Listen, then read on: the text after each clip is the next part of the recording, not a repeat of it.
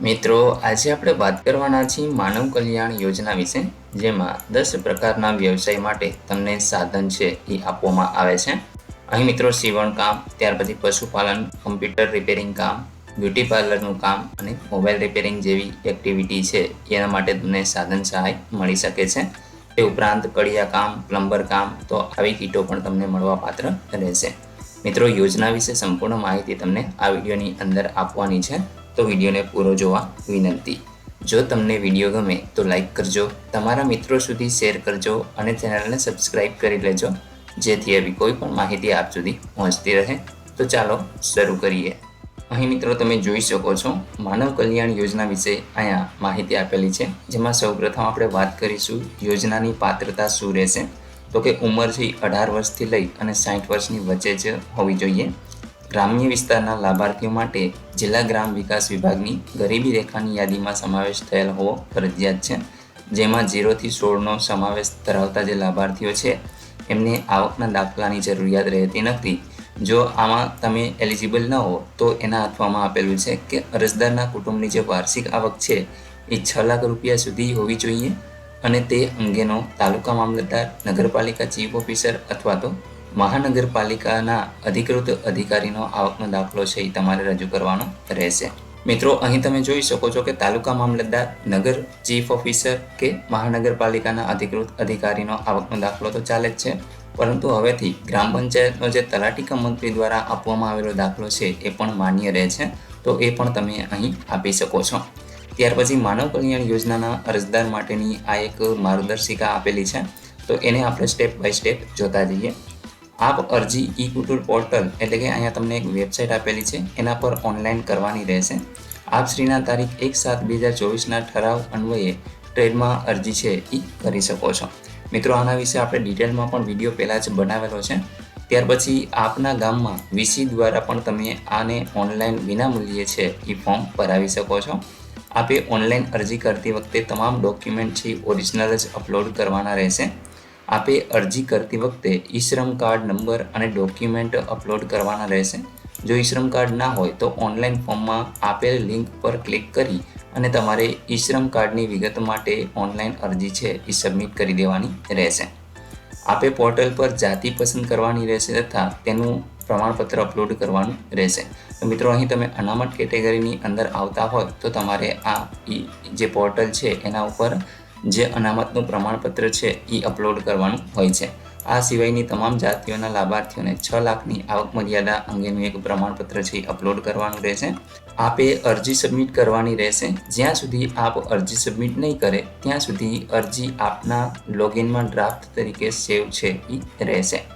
આપની અરજી GUK કક્ષાએ નામંજૂર કરેલ હોય તેવા સંજોગોમાં આપે નવીન અરજી છે એ ફરીથી કરવાની રહેશે. આપ પોતાની અરજીની સ્થિતિ જાણવા માટે એપ્લિકેશન સ્ટેટસનો ઉપયોગ કરી શકો છો. જિલ્લા ઉદ્યોગ કેન્દ્ર દ્વારા ઓનલાઈન ડ્રો જિલ્લા કક્ષાની સમિતિ સમક્ષ રજૂ કરવામાં આવશે અને ઓનલાઈન સિસ્ટમથી જ ડ્રો કરી લાભાર્થીઓની પસંદગી છે એ કરવામાં આવે છે. મિત્રો, ડ્રો લિસ્ટ છે એ જાહેર થઈ ગયું છે, તો તમને ડિસ્ક્રિપ્શનની અંદર લિંક આપી દઉં છું, ત્યાંથી તમે જોઈ લેજો. અને આપણી ટેલિગ્રામ ચેનલ ઉપર પણ અપલોડ છે એ કરવામાં આવેલા હોય છે, તો એમાં પણ તમે જોડાઈ શકો છો. આપને તાલીમની જરૂરિયાત હોય તો ફોર્મ ભરતી વખતે પોર્ટલ પર તમારે તાલીમનો વિકલ્પ છે પસંદ કરવાનો હોય છે. આપની અરજી ટૂલ કિટ માટે મંજૂર થયેલથી કિંમત સાથેનું ઈ વાઉચર એટલે કે QR કોડ છે જનરેટ થશે અને તેની આપે અરજી સમયે આપેલા મોબાઈલ નંબર અને SMS દ્વારા જાણ કરવામાં આવશે.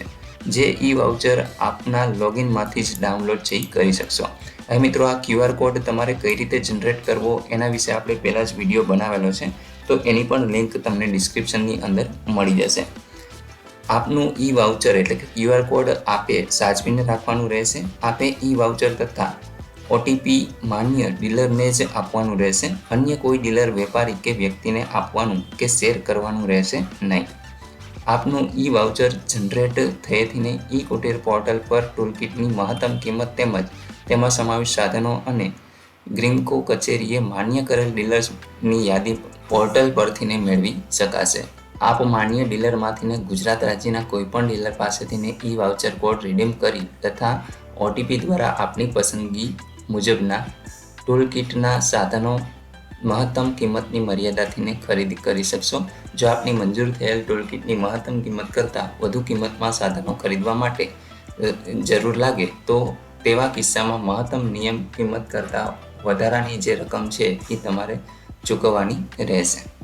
આપના દ્વારા ટૂલ કિટની ખરીદી કર્યા બાદ આપને ગ્રીનકો કચેરી દ્વારા ફોન કરવામાં આવશે, તેમજ જિલ્લા ઉદ્યોગ કેન્દ્રના અધિકારીશ્રી કે કર્મચારી દ્વારા તેમજ ગ્રીનકો કચેરી દ્વારા નિયુક્ત કરેલ થર્ડ પાર્ટી એજન્સી છે એના કર્મચારીઓ વેરિફિકેશન માટે આપના ઘરે આવશે. તેઓને જરૂરી માહિતી આપવાની રહેશે.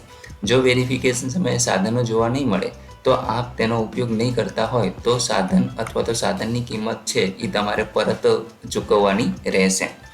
જો આપ દ્વારા વેરિફિકેશન દરમિયાન સરકારી સહાયનો દુરુપયોગ કર્યો માલુમ પડશે તો તેવા કિસ્સામાં આપે સહાયની રકમ પરત કરવાની રહેશે અને આપ ભવિષ્યમાં સરકારની અન્ય યોજનાઓના લાભ માટે પણ હકદાર રહેતા નથી. જો આપને માનવ કલ્યાણ યોજના અંતર્ગત કોઈ પણ મુશ્કેલી હોય તો અહીં હેલ્પ ડેસ્ક નંબર આપેલો છે, તમે જોઈ શકો છો. આમાં ફોન કરી અને તમે પૂછી શકો છો. બાકી મિત્રો જે મળવાપાત્ર ટૂલ કિટ છે એમના નામ આપેલા છે, જેમ કે દૂધ દહીં વેચનાર, ભરતકામ એટલે કે સીવણકામ, બ્યુટી પાર્લર, પાપડ બનાવટ, વાહન સર્વિસ રિપેરિંગ, પ્લમ્બર કામ, સેન્ટિંગ કામ, ઇલેક્ટ્રિક એપ્લાયન્સીસ રિપેરિંગ, અઠાણા અને પંચર કિટ. તો આ 10 જેટલી જે અહીંયા કિટ આપેલી છે એમાંથી તમને જે પણ વ્યવસાય લાગુ પડતો હોય એ મિત્રો તમે એમાં એપ્લાય કરી શકો છો. બાકી મિત્રો તમને કોઈ ક્વેરી હોય તો આ નંબર ઉપર ફોન કરી અને તમે પૂછી શકો છો. તો મિત્રો આશા રાખું છું કે આ વિડીયોની અંદર યોજના વિશે તમને તમામ માહિતી મળી ગઈ છે. તેમ છતાં પણ કોઈ પ્રશ્ન હોય તો કોમેન્ટ દ્વારા પૂછી શકો છો. વિડીયોને લાઇક કરજો, તમારા મિત્રો સુધી શેર કરજો અને ચેનલને સબસ્ક્રાઈબ કરી લેજો, જેથી આવી કોઈ પણ માહિતી આપ સુધી પહોંચતી રહે. વિડીયો જોવા બદલ આપનો ખૂબ ખૂબ આભાર. મળીએ એક નવા વિડીયો સાથે. ત્યાં સુધી જય હિન્દ.